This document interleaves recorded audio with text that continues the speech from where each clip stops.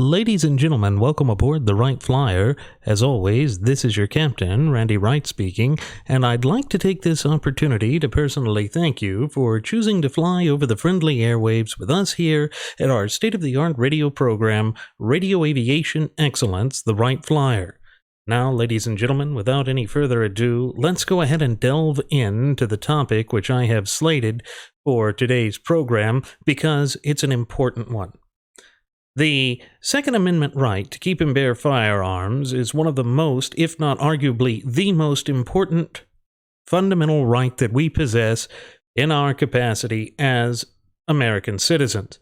This is something that has been with us since the very dawn of our representative republic, and yet it has, for many successive generations, been arguably one of the most heated and contentious fights that we've ever had to have.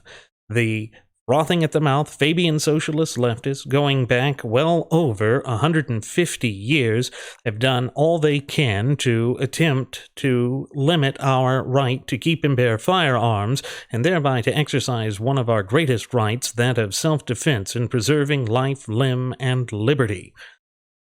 It has its origins, of course, back in the time of the 1870s, the beginning of Reconstruction, with the Cruikshank Supreme Court decision, which was ultimately a decision based in racism, where the anti-gun forces were attempting to state that black militias, which were utilizing their Second Amendment right to defend themselves from the emergent Ku Klux Klan and other types of nefarious organizations, did not have the right to defend themselves, as the Second Amendment applied to the federal government and not to the states, or that was the claim at the time.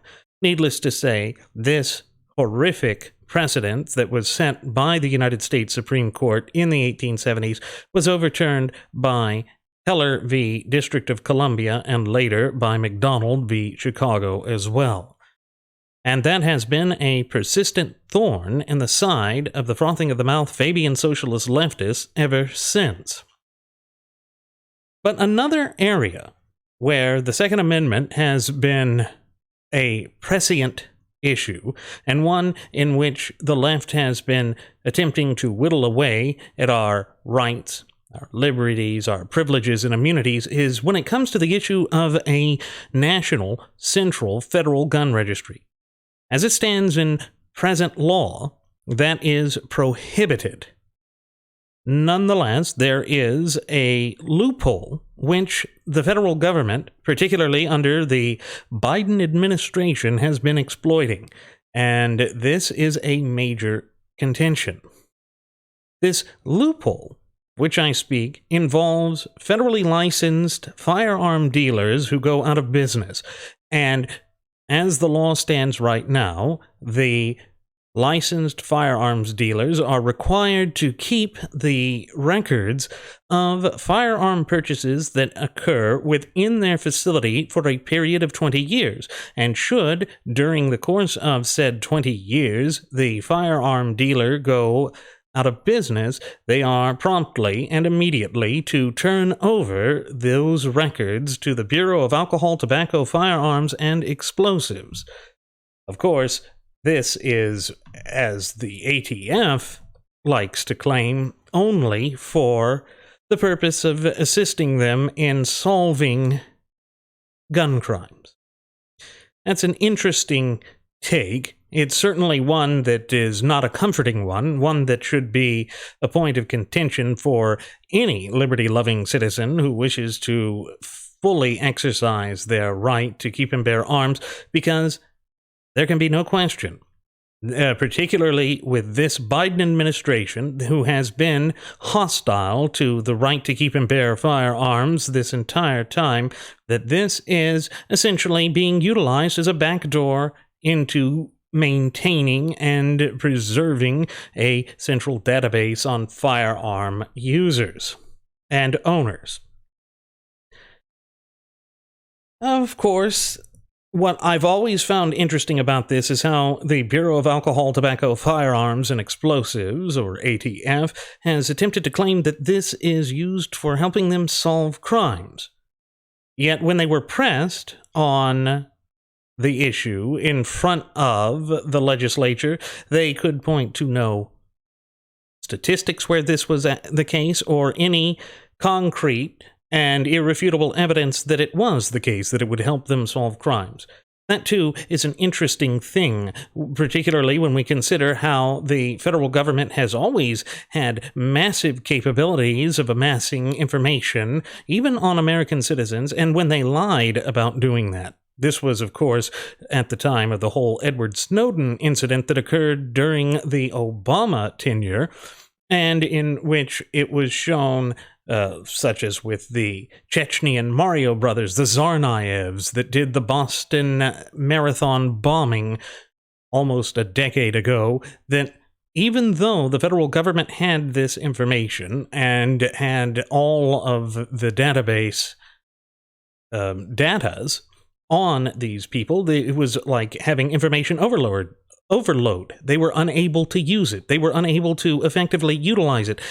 Most recently, let's look at that Colleyville shooting at the Beth Israel Congregation Synagogue just outside of Fort Worth during January of this year. They had been warned. They had information about it, yet, surprisingly, they were unable to utilize it, and indeed, the press secretary for the Biden administration, Jen Psaki, had come out and said that the government had no information of any wrongdoings of the Islamo-fascists who carried out that attack.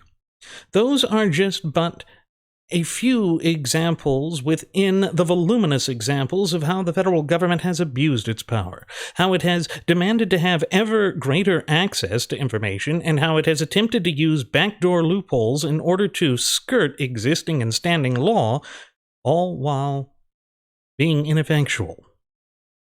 But it's interesting, they have assembled and maintained a gigantic database of this information, which was far larger than lawmakers, or anyone else for that matter, had any idea of.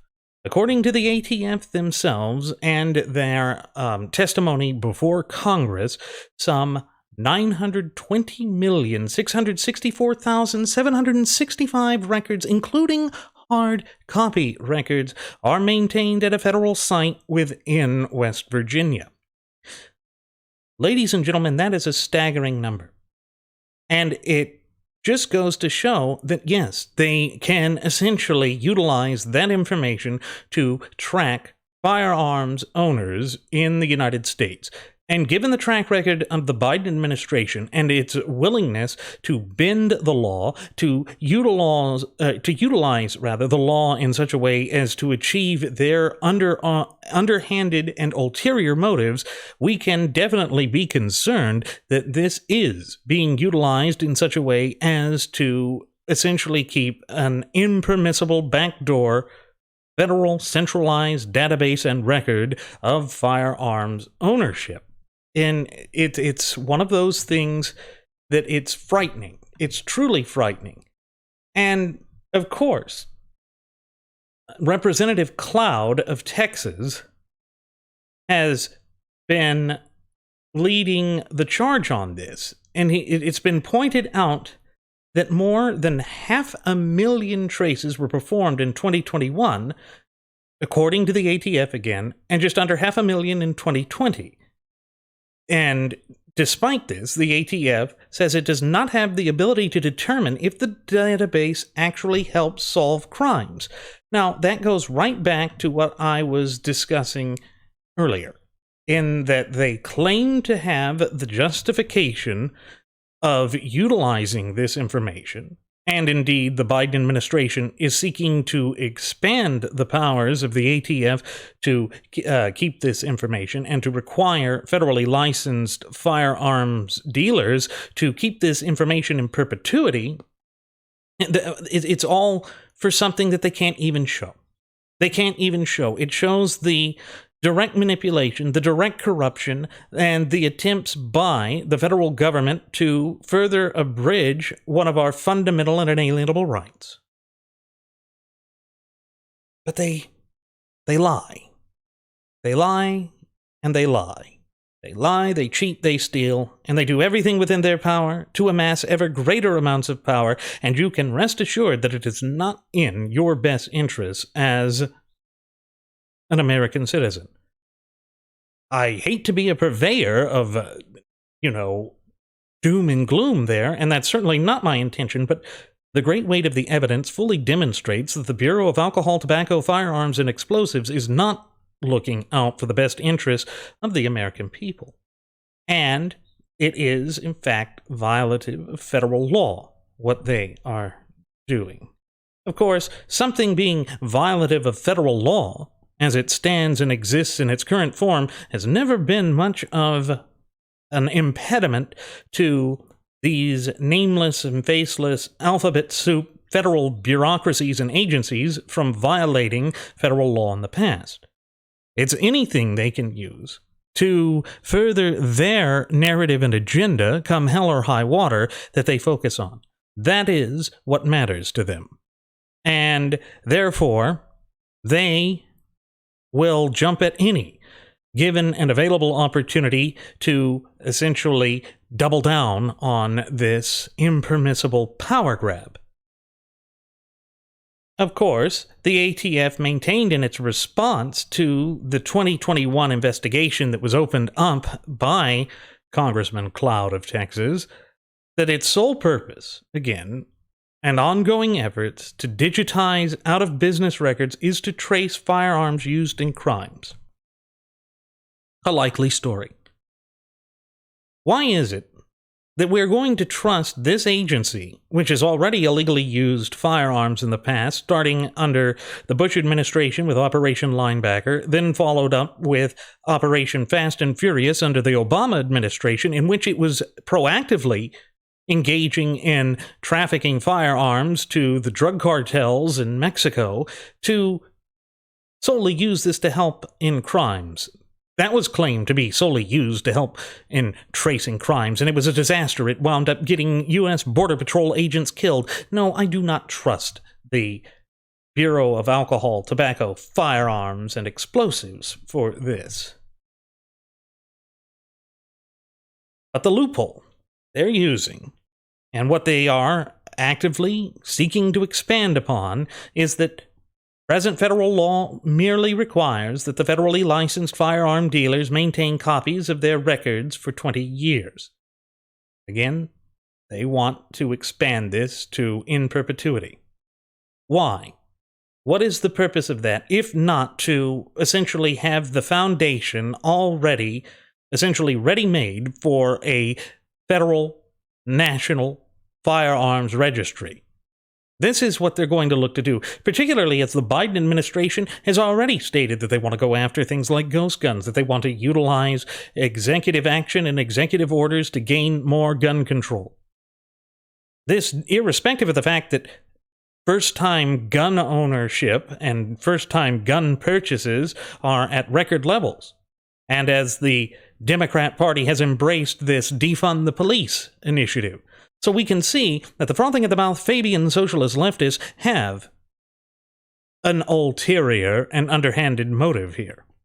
They want to leave us at the whims of these radical organizations such as Black Lives Matter and Antifa, and to strip, deprive, and alienate us of our ability to defend ourselves. That is something that we can ill afford to ignore, particularly at this juncture in time. And therefore, yes, we should be openly skeptical of any and all attempts by any federal agency and bureaucracy or bureau to engage and further extend its powers in violation of standing federal law and in violation of our constitutional rights. That always, however, seems to be the uncharted pattern, the undeniable pattern that we see with respect to the federal government, and particularly with respect to this Biden administration. They can try and defend this all they want. Aiden Johnston, director of the Federal Affairs for Gun Owners of America, of course, an advocacy group that has closely tracked the ATF's database, has told the Free Beacon News that it is becoming clear that the Biden administration is on its way to creating a national gun registry. Again, ladies and gentlemen, this should come as no surprise to anyone who has been paying attention to this for any length of time.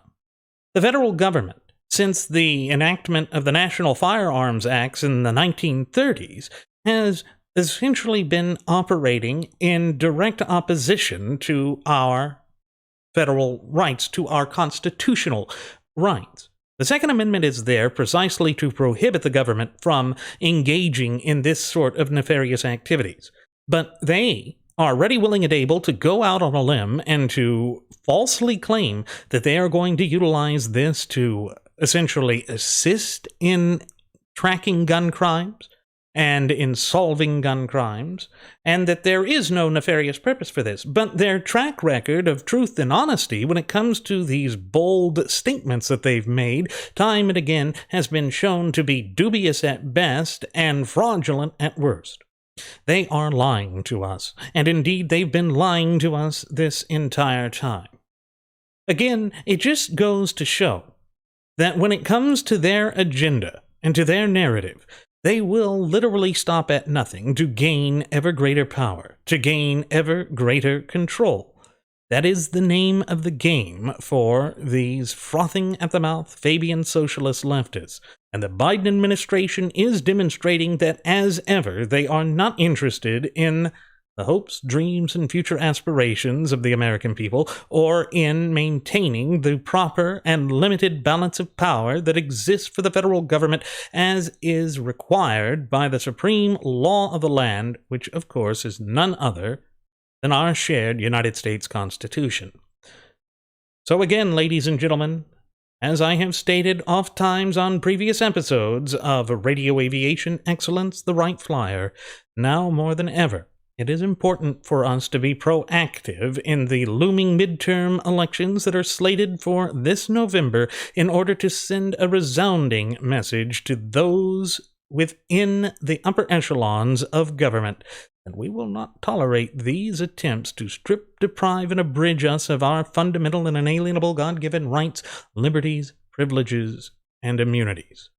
With that said, ladies and gentlemen, I want to again thank you for choosing to fly over the friendly airwaves with us at the Wright Flyer, and I hope to see you again the next time that we head out over the airwaves. Please do take care. See you around.